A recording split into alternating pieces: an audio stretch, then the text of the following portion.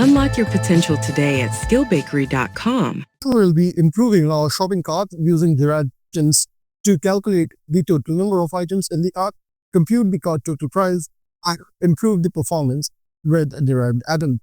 So, what exactly are derived atoms? Derived atoms are computed state values based on other atoms.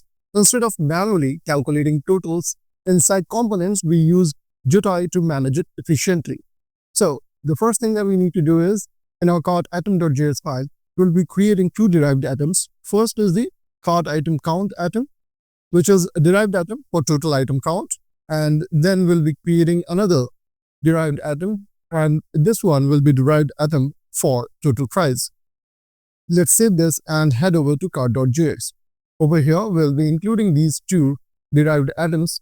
So here in our import statement, we'll be including these two, and then we'll be using these two over here just below our cart count. So now we just need to show the item count and the total price, and that we can do over here at the bottom. Once our cart items are displayed, we'll be simply going ahead and listing them in a paragraph. So here we'll say total items and total price, and that's pretty much it. Let's save this and run it, and there we go.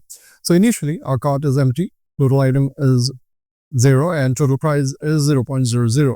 Let's add some items. So here you can see that I've added headphones worth $150, and here the total items is shown as 1 and total price is 150. If I increase the quantity of it, the total price will increase as well as the total items.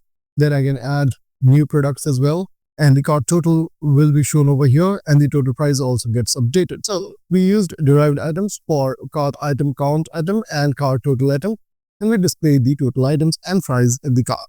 If you find the video helpful, don't forget to like and subscribe.